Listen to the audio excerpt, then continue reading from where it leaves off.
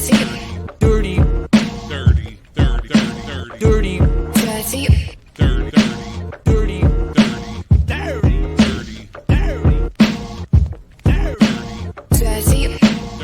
dirty. Tell the people more about the advantages of our products. They never lose their cool. Expand your mind. But I've got a better source of information. Dirty. What's going on? What's going on, y'all? Another Dirty 30 Beatdown Brown. My man Eddie Evergreen in the house. What's going on, brother? Yes, sir. We never lose our cool. Come on, man. You heard it. You heard it in the theme song, man. Exactly. Hey, man, got a busy week. Busy week coming up, man. Okay. Got my man Rakim coming back, man. Let's get into it, man. I read the article about it. I'm happy and I'm not. Okay. Because Break it down. took this, because it took a while, for my man to, actually put together a whole project. Mm-hmm. And I'm disappointed at all the help he could have gotten, and he decided to do the whole thing himself. That's my only hiccup with it, because it's only gonna sound, I think, to me, just gonna sound one way. It's not gonna be as open as I think it could be, because he has everybody at his disposal, and he decided just to go it alone. Okay. Primo, Pete, Large Pro, everybody, and that's just around the way. Here goes the one way I look at it right here on the positive end of things, okay? Because I hear exactly where you're coming from. Because I was looking at it too, like, oh, this gonna be the All Stars, man. We gonna get every producer they possibly could have been there. Everybody, the wish list. This is a man who's had the wish list, who's gone up and down the stacks with everybody. You know what I'm saying? From the West Coast to the East Coast, he's worked with everybody, and that's been both a positive and negative in his eyesight. He gets to execute the vision that he wants. Okay. Because first things first is we see that there's a host of guests on it. I mean, the first singles got talking about being bi-coastal. You got Master Killer and Corrupt on the joint. But as far as features on the joints, you got Nipsey Hussle. You got a Nipsey Hussle verse on there, rest in peace. But then you got Snoop Dogg, Planet Asia. But then you've got other creatives in there that are instrumentalists, as well as other types of talents, including Sally Green, Lewis King, Kobe Honeycutt, Summer Yuki, and more people. So with all that being done, and I think we'll be focusing on this on the next show too, being a producer doesn't mean you're going to be the only one making the tracks. It just means, come on, listen. He who shall not be named for various reasons was an executive producer. Right. You know what I'm saying? Was an executive producer. There's a lot of executive producers and producers, but there's other composers involved with what's going on. Just because we don't have our top names, there's no Pete Rocks, like you said, there's no Primos. He didn't go back and work with Dre. We don't know who else is going to be an understudy to his vision. And this is the first time, literally, for the most part in his whole career, that he gets to shape what he wants to be over. So I think this can be very interesting. We're not going to have something so crazy like New Sun Moon. You know what I'm saying? He ain't busted out with a flute album. He's still bringing bars. I get that, but I was MCs on it. I was hoping he was going to do a little something kind of like what Nas did, how he reached back and got Hit Boy and was like, let me get a little splash, a little flavor on this, just to, I ain't gonna switch up my flow, but I'm gonna need a couple, I just need to collaborate with the youth a little bit and get some of this new we don't this know new what's vibe. Gonna happen. I know, cross our but fingers, we're gonna say a prayer, we're gonna be positive. We don't know what's gonna happen. But I saw just him coming from. Right, because I saw just him and I was like, here we go again. This is why him and Dre didn't click.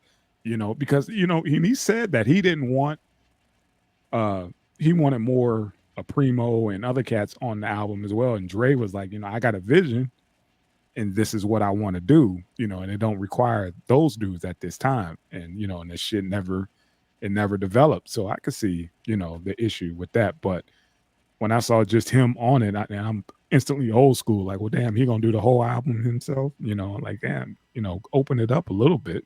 But like you said, we don't know who's gonna be in that session, and we're like, nah, man, you need to tweak this over here. Nah, lay that down. Pump that up. So Think I about don't it. know. He could have a project where he's the lead producer, but you got Robert Glasper working on the whole project up under you. That You part. know what I'm saying? Like I said, we don't know yet, we but we and there's other creatives on it. It's right. not just MCs involved with this. So we gonna sit back. We gonna wait. You know what I'm saying, and see what happens. But I know there's been people up there screaming that they want parts of it, want to be involved or whatever. I mean, somebody like Conductor Williams, when he wanted to work with Jid, Jid's producer did the final track. Conductor laid the skeleton, and that's saying a lot for somebody as revered and on the rise as Conductor is, to literally put your track in another producer's hands to finish the joint off. Okay, now when So- this album drop and it come out, and if it's like how I think it's gonna be, we gonna have another conversation. I'm gonna talk to you like, didn't I tell you? I told you it was gonna sound just like what I said it was gonna sound like. Damn it! It's like he's wasting time, man. We losing our legends, man. Don't waste these opportunities, damn it. I need you to bring everybody out with it, man. Now, that's my take on it. But go ahead. Here goes one thing. Looking at this whole process, one, we're seeing the benefits of that endowment that he got from the Paid in Full Foundation. Yes. With that award. Yes. This is one album. Yeah. Rakim he's got notebooks on notebooks on notebooks. On notebooks. Yeah, he got a storage facility from, just the late 80s. But go ahead. Exactly. So the fact of the matter is, if Nas can do a new album for 6 years in a row every year, yeah, you telling me Rakim can't? He could drop a double. Yeah, easy. he drop a double with bars. But yeah. And that's what I want. I need that, pump back into the mainstream system. I need that sound, and I want him to not necessarily sneak through the back door, but I want him to take not what's popping right now, but to put his flavor on. It's like it's just been missing. You know what I mean? It's like when you're in the kitchen cooking, you're like, man, something's fucking missing. You know what I mean? Then he put that splash on it, and it's like that was what was missing. And the last segment will be a tribute to this. Yeah. Where I feel about this. You got a man who's been sitting in the studio since the beginning of the Public Enemy days. Yeah. Learning how equipment works, learning how sessions are run, learning how to craft a sound or whatever. With all that being said, having that much involvement there, and like I said, we'll revisit this in the last segment. Looking at somebody like Royce, who went and took over his own production, has only gotten stronger since he's taken over his own production and even producing for others. It can happen, man. All right, like I said, we gonna have to see. Wait and see also, or whatever. But my expectations, and it's like, dude, I'm already, side eyeing this project. Like, dude, what are you doing? You know what I'm saying? It's like, what are you doing, man? Please give me some more heat, because, like you said, him dropping with Master and Corrupt. Yeah, that was, I saw the video shoot or whatever, some snippets of the video shoot, and I was like, okay, that look all right, that look all right, that sound all right, but come on, man. We crossed our fingers to saying a prayer, man. Thank you. I don't think it's going to be as bad as what you're fearing right now. I truly don't think it's as bad as what you're fearing. All right, I'm a little skittish right now, but I'm hoping for, like you said, I'm just gonna hope for the best, man. I'm like, dude, I just don't want to. I need it all. I need the beat, Marion, the lyrics. I need all that. I need that combo again, man. It's not like I don't want another Paid in Full. I don't need that. I need something, man. I got you. We gonna see what we get, man. Yes, but sir. I know what we got in another scenario, and it ain't great. What's up, man? Red and Meth did Summer Jam, man. Oh, let's talk about it, man. Okay. Yeah, I sent you the. Red and Meth did Summer Jam, and I'm going to bring it up right now. Okay. And they said we ain't coming back, man. Well, Meth said that was his last one. I don't know about Reggie Noble.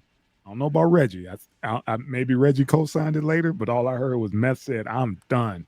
You I know. know one thing off top is there's always, as far as the last couple times, been a very nasty dealing between the Woo period and Summer Jam, Okay. because what they pulled on the Woo, pulling Yeah. them off of their world tour, Yeah. And then basically fucking them threatening them over. that y'all ain't gonna get played again on Hot 97 7. if Yeah. y'all don't show up, and then literally destroyed their set. Yeah. But That's this. already that's Yeah. But already got a foul taste in Meth's mouth, in my opinion. yeah. But But this ain't. But this ain't that. This is what Meth says. It's a generational gap. I Big mean, one. let's It's look. that. It ain't. None of the sound was fucked up. The music was cool, and this wasn't Yeah, a Woo set. This was Red and Meth, a whole nother beast. and You know. they did their thing. But here, what I'm Mhm. saying is, if the last time that you were there was not good, and then you're looking at the fact of now it's like, okay, y'all did us right on the spot, y'all did us right on the sound, we did our show. But let's look at it, dog. Looking right now at the roster of, okay, yeah, you had a Jada Kiss set, you had EPMD, you had Eric P and Rakim, you had Lord Tariq and Peter Guns, you had a Funk Flex set, you Mhm. had Big Daddy Kane and those doing the tribute to Mr. C. Um, and A Boogie was hosting. I get all that, okay? But let's look at what the main body of it, what was the selling point of the show? And this is where Meth's argument is. And I would venture to say, maybe depending on what the next couple of years of acts that are signed to do Summer Jam is. But Okay. let's look at it now. I'm bringing it to you. You got French Montana, Davido, Doja Cat, Sexy Red, Bass Wing, Honey Baby, Fivo Foreign, Jen Carter, Sleepy Hollow, Connie Diamond, Ty Dolla Sign and friends. Not hating on Ty, but you're seeing a trend here. Mm-hmm. Everything that this was it 310 baby, all these people that are coming to see this right here is not the people that are coming to see Red Meth. And the one big thing that I say a lot of what Summer Jam did, Summer Jam wants to go viral. Summer Jam doesn't want to create an experience. So they weren't pulling a Dave Chappelle. They Got weren't you. pulling a Beyonce concert and taking everybody's phones and being like, okay, come enjoy it, come experience it. We got film crews, they'll put it out there. We'll live stream it, whatever. But come here and participate. I looked at what the Kendrick concerts look like with the crowds going absolutely nuts. And I think if this was the Pop Out and Show Nigga show that's happening in LA for Juneteenth that Kendrick got going, Yeah. I think Red Meth would have been with that because people would have been active participants. I saw what happened down at what's J. Cole and them, the Dreamville concert Dreamville. where everybody was in it. But literally the first I don't know how many rows was just people like this. I don't have my phone, but it's people like this. And that's it. There was no rocking with it. There's no screaming the lyrics. They couldn't do their crowd walk.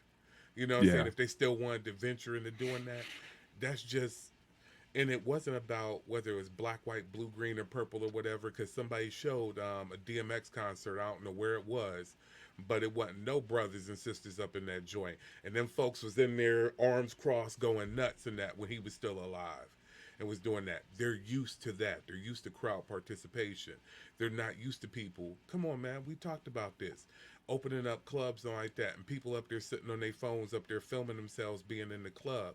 They're not dancing, they're not participating in the club.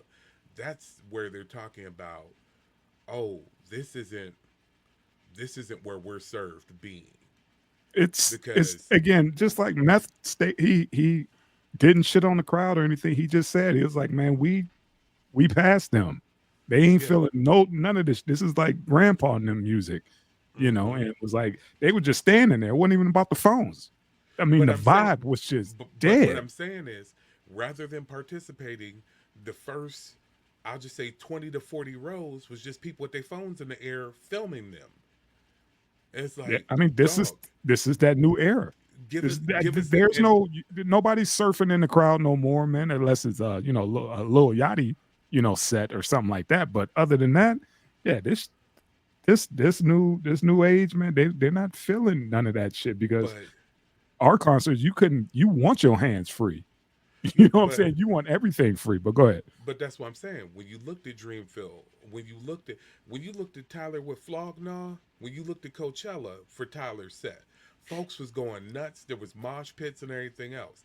That's what they're looking for. That's what they want to be a part of because that's what they're used to. And the fact of the matter is, you have and like I said, looking at Kendrick concerts, them folks is up there shaking the dividers and everything else up there Yeah. going crazy. They're like, give us that energy.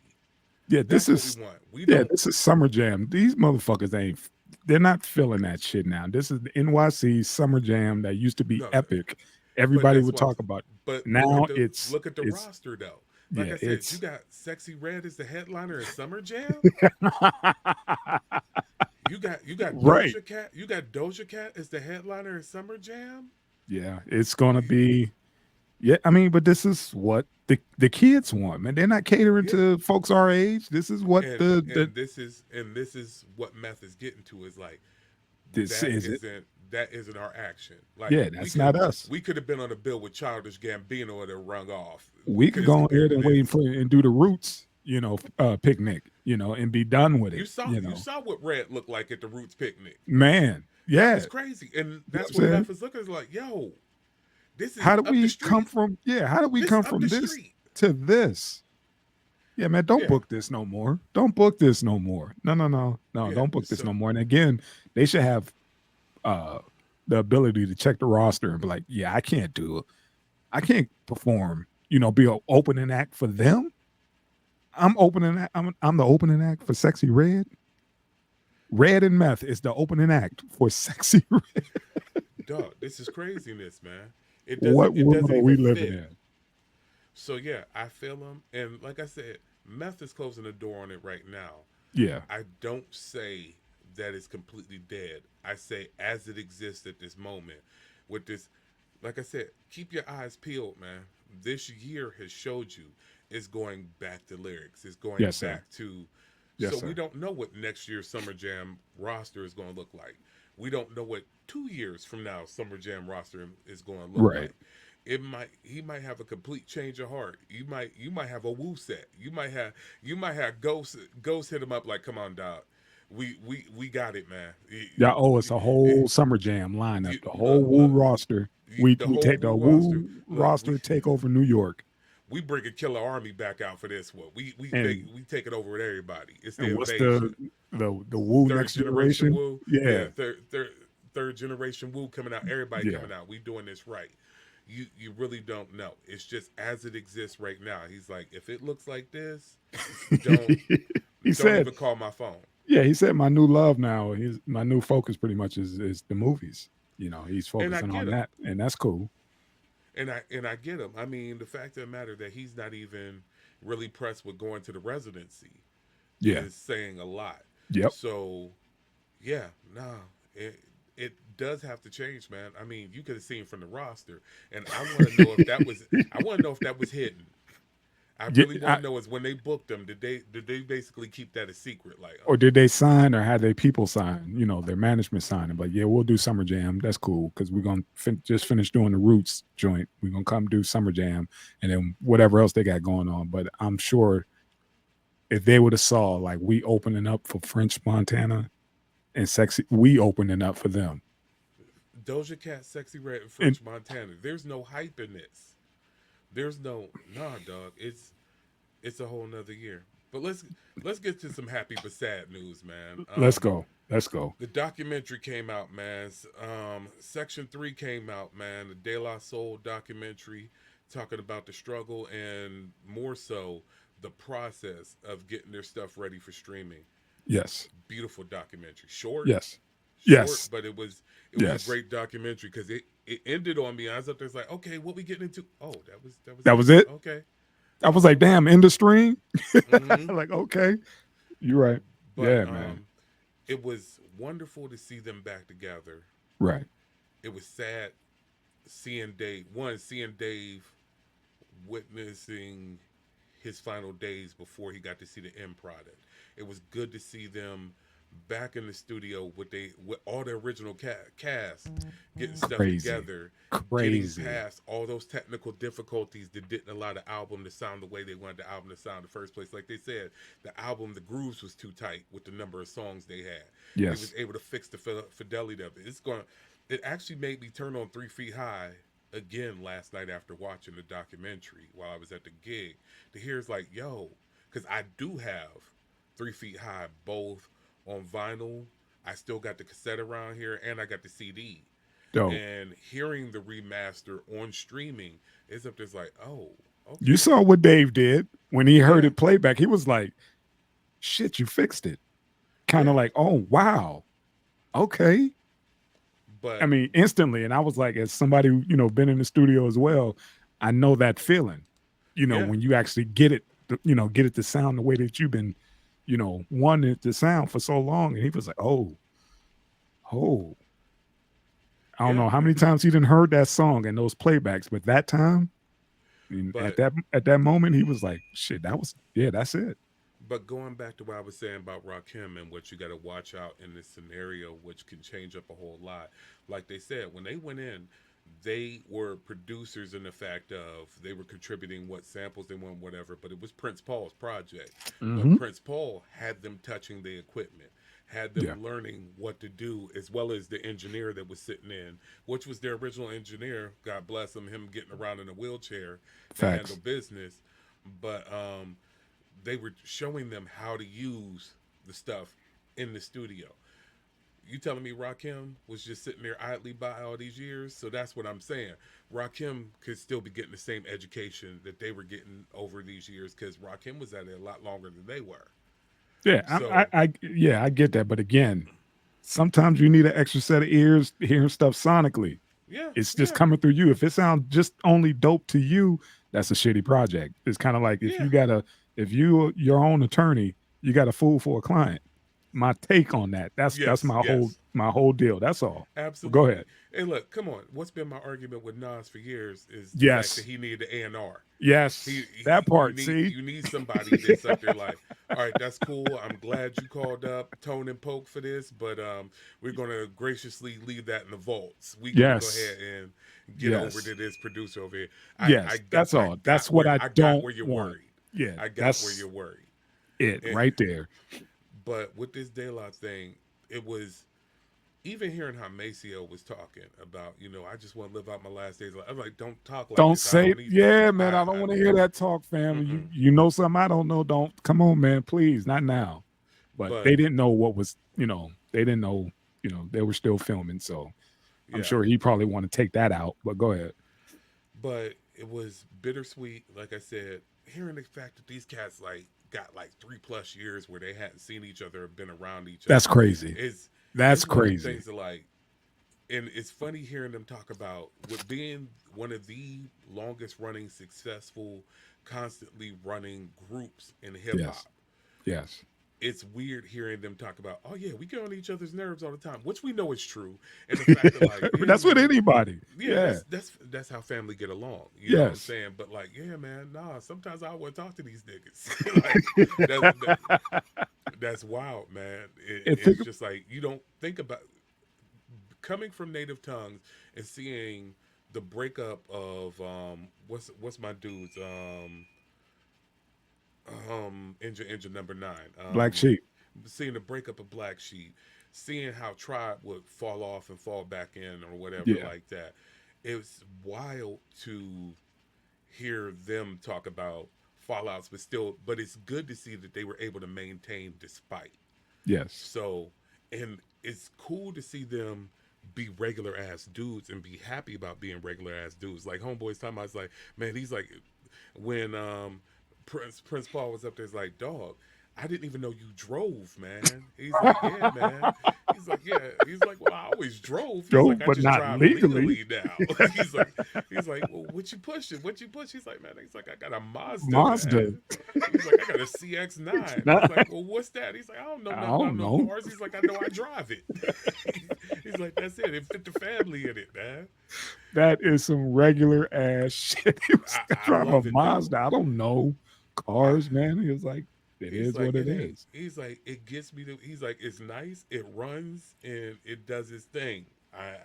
I'm good. He's like, ain't no rims on it. Ain't no. None of that.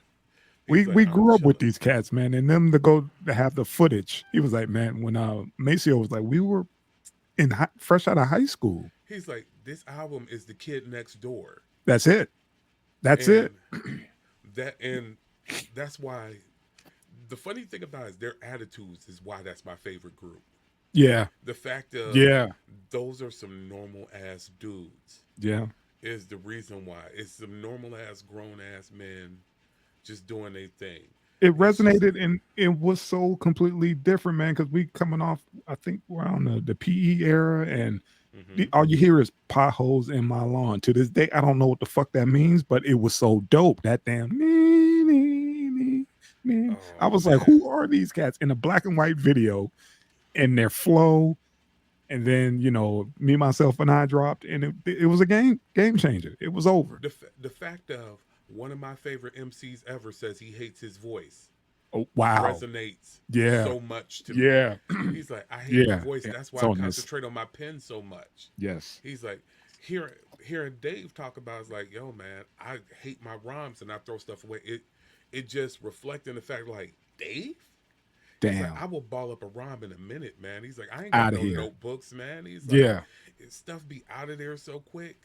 And it's just like, yo, the relatability of them from a creative, from a Right. creative, from a producer mind state, from a former MC, coming from this, working with MCs and everything else. It's just like the how can I say it? The fact of having the humility in them while being great, while being inspirations. People literally want to be them, want to I, sound like them, we could bring just put that them in the delivery icon off. era. Yeah, Like, they remember are what literally icons. icons in my world of hip hop? These guys are icons. And like the dad said when he visited his son, and his son was like, "Oh, I got your pants from the attic." He was like, "Dude, those should be in a museum." It's He's like that was like, from the Ooh video. yeah, It's like, yeah, what you took my pants, but yeah, shit like that. Yes, they should be in a museum, and these and cats are dope. and even the fact that, like you said, his daughter getting into the Beatles based off of something else is like my catalog Yeah, is not doing that for a new generation. He's like, my yeah, catalog needs to be out there because yep, it'll put them back onto other music and not just our music, but put them onto other music. He's like, because we should have been her introduction to the Beatles with what yeah. we flipped from them, not somebody else flipping something from them. So, yeah, it was. I recommend once they allow it to be seen again, you know what I'm saying? Go Mhm. on We Are DeLaSoul on YouTube. They got other streams popping up for the next like 2-3 weeks or whatever. Definitely make sure y'all catch it. It was impactful. Go keep streaming the hell out of the catalog because it's great. Yeah, Um, if you get a chance to see them as they exist now, go see them because they're great and they still got great stage presence to show. Rest in peace, Dave. You know, all the subs, whether it be Talib, Common, or whoever that they have standing in, have been doing a great job. But yeah, man, it's wonderful. It was wonderful to see. It was wonderful to relive it. The fact that they was able to snatch up all that old equipment from Calliope to run that the is album crazy. back through. That is Dog, crazy. it was a joyride, man, and it was poignant, short, sweet, to the point. Yes, It wasn't dragged out.